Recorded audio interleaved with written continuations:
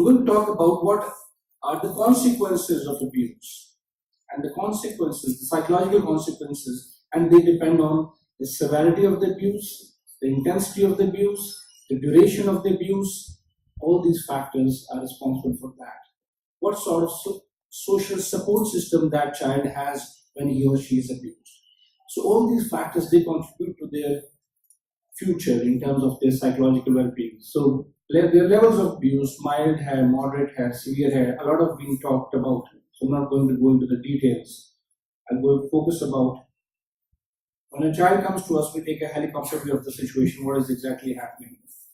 Many times in my clinical practice, unfortunately or fortunately, I don't know, I see the middle, upper middle class or the upper class. मैं practice ऐसी जगह पर करता हूँ जहाँ पर वो लोग आते हैं जिनको ये नहीं पता उनके पास पैसे कितने. So, and I see pathology in that social class. तो मैं तो सोच भी नहीं सकता ना कि न्यू हॉस्पिटल की ओपीडी में क्या होता है. That is mind blowing for me. I'm disadvantaged. मुझे नहीं पता, शायद मैं आंखें चुरा के बैठा हूँ दुनिया से क्योंकि मैं एक और दुनिया में रहता हूँ.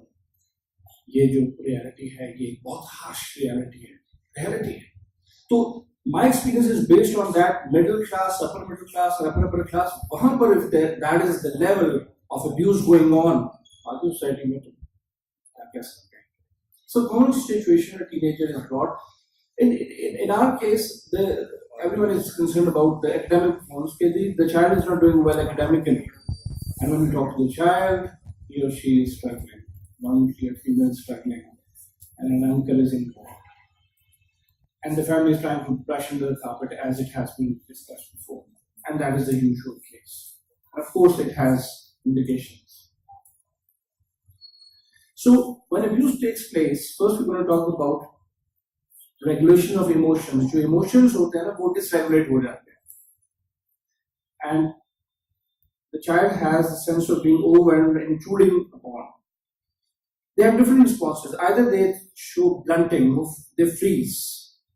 वो पथरा जाते हैं, पत्थर हो जाते हैं, blunt हो जाते हैं. That is one response. And the intrusive thoughts of that experience is coming again and again in the form of post-traumatic stress disorder. They get flashbacks, as a result, they get panic attacks, anxiety. They try to avoid those people, those places, and of course, they can't talk to anyone about that. We, as child psychiatrists and psychologists, again, it's a very, very sensitive subject to talk about. In the West Indian, में हमें train किया जाता था, बकायदा कि child abuse, how you should talk about it with the patient. Because if you have discussed with the child and he or she has disclosed, how you are going to contain those emotions? The child has expressed that he or she has been abused. अब क्या करें? अब घर भेज दें उसको.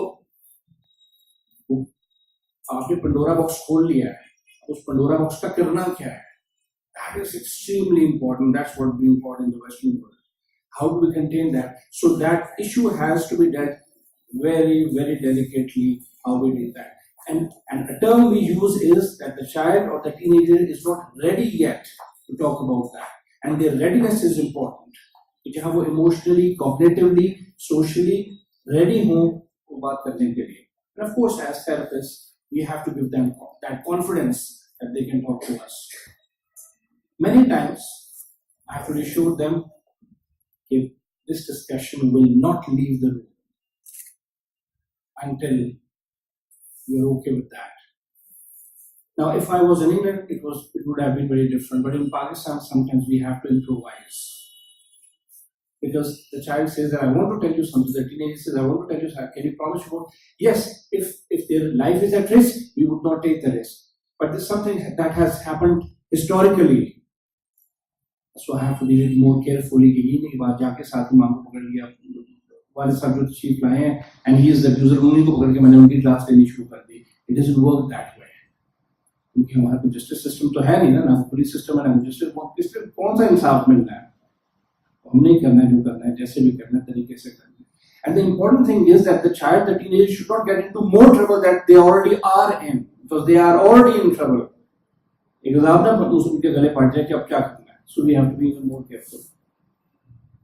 So they can be clingy, and sometimes they cling to the safe figures, including the abuser. The abuser sometimes becomes, because what the abuser does is that he would take control over that child's emotions. In many situations, they would threat the child that you will be killed or your family members will be killed if you tell this thing to someone else. And they play this game where they become the friend. And sometimes that friend becomes the safe place, very unfortunately. Then there's another response is the externalizing response, that is, they can show hyperarousal, reenactment towards others, that they have been abused and then they want to abuse someone else. They have violent fantasies, explosive outbursts, and this anger may be eroticized. There's an element of eroticism to this anger. When I was in Ireland and Dublin, I used to go to a prison and I used to do clinics in that prison, and it was a prison for sex offenders, only sex offenders. It was a sentenced prison. So I had interest in that. I used to go there, and all the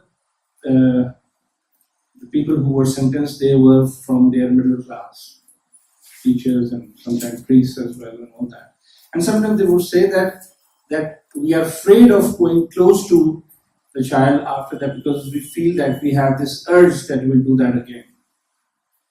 I met a grandfather, and the grandfather had abused his daughter and other people. And now he said that I don't want to abuse my granddaughter. So he created this defense mechanism that he started hating her and starting abusing her so that she doesn't come near him. Because he said that when she comes near me, I get these impulses of touching her inappropriately. So this was his so-called defense mechanism. कहते doctor साहब मेरे पास सिर्फ एक रास्ता है कि मैं हर वक्त उसे गालियां देता रहूं ताकि वो मेरे पास ना आए. And the granddaughter said कि नाना जी मुझे प्यार नहीं करते, मैं इनको बाकियों को प्यार करते हैं. अब नाना जी कहते हैं कि मैं इसलिए प्यार नहीं करता कि मुझे अपने आप से डर लगता है कि मैं कुछ कर रहा.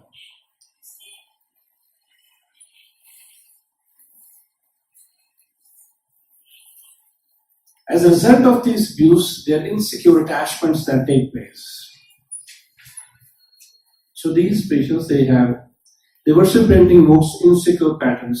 A lot of the time, parents are, of course, not supportive, and they are more angry with the child, and that doesn't help. And the child starts avoiding contacts, and they can be dismissive as well. There's a process called disorganized attachment where this child swings from being very clingy to being very indiscriminate. So they become indiscriminate. So they don't know exactly how they should be behaving in these situations. The effects of abuse on self. It is the self that is destructed. उनके अपने वजूद की किरचियां हो जाती हैं जिनको वो समेट नहीं सकते. That is what happens. So there is at one level profound absence कि उनका अपना आप खत्म हो जाता है या diminish हो जाता है. एक intense confusion create हो जाती है about their identity and responsibility. So they are unable to decide that this abuse took place because of my own fault. Am I responsible for that? And many situations, that's what they think, that yes, I deserved to be abused, that's why I was abused. And self-harming becomes a distraction from emotional pain. So the emotional pain is so intense, they start cutting themselves or harming themselves in different ways. You commonly see that. Children who have been abused, it has been seen that at school, they show verbal aggression. Common scenario, child is brought to us, it bully करता है बच्चों को, मारता है बच्चों को. That is a very common problem, and you can of course dismiss it that yes, he is a bully, and child with possible opposition-defined disorder. When you scratch the surface, something else comes up. They can be withdrawn, isolated, and as a result, peers reject them. They can't talk about this problem at school. They physically abuse other children, and they can be seen as more aggressive. The ones who are physically abused, they are seen to be more aggressive and non-compliant in school, and they have poor cognitive tasks. they don't do well on cognition. The ones who have been physically abused. The ones who have been neglected, they seem to be more anxious and they have attention concentration problems in school. And excessive dependence on teacher, so they have to be with the teacher. They don't seem to have any sense of humor. The ones who have been sexually abused, they are unpopular, anxious, they have low grades, they don't establish peer relationships, they don't have any best friends because they have lost that sense that they can trust someone. There's a reduction in the quantity and quality of play. Playfulness, na bache ki.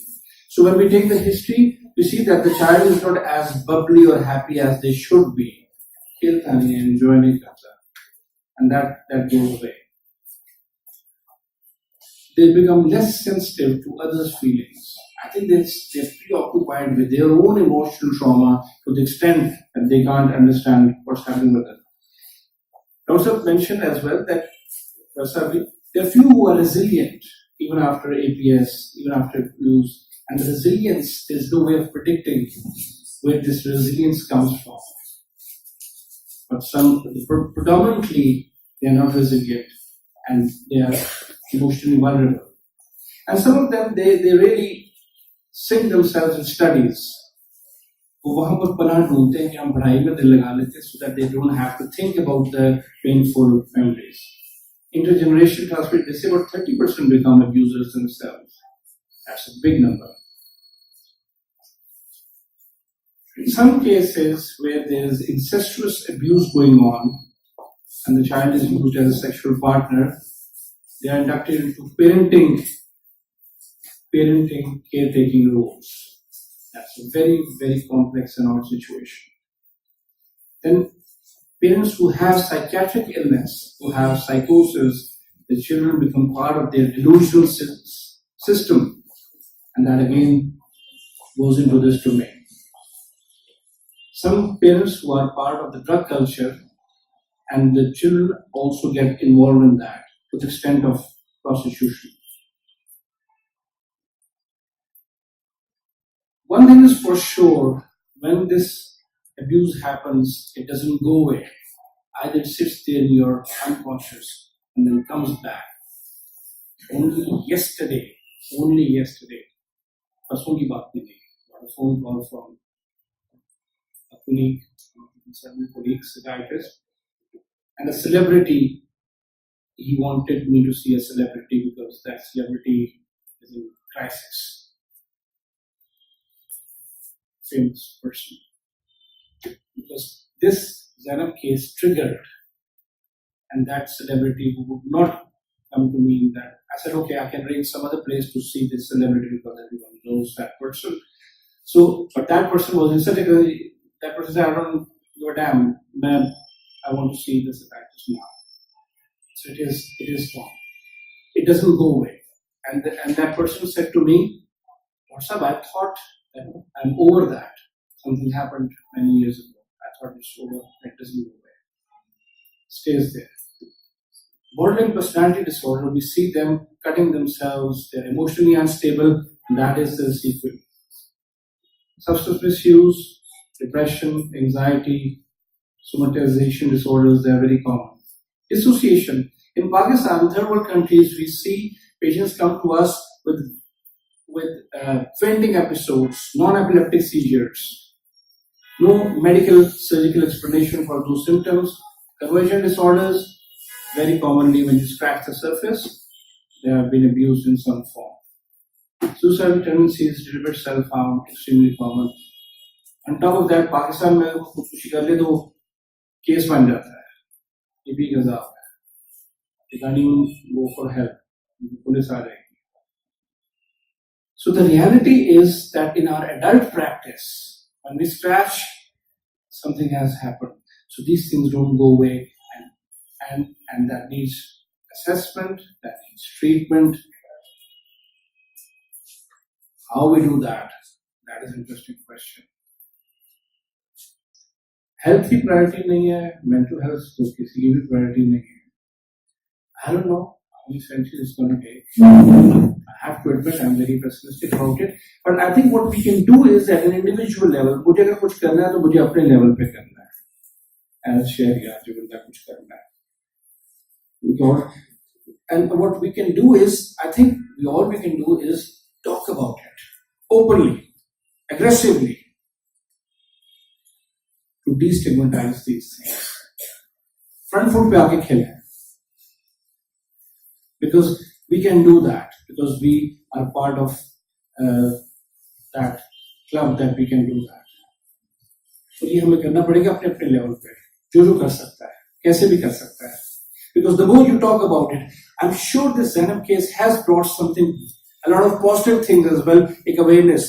Aamir Khan ने film बनाई थी तारे ज़मीन पर, उसके बाद dyslexia का लोगों को पता चल गया. I think that guy has done big favor.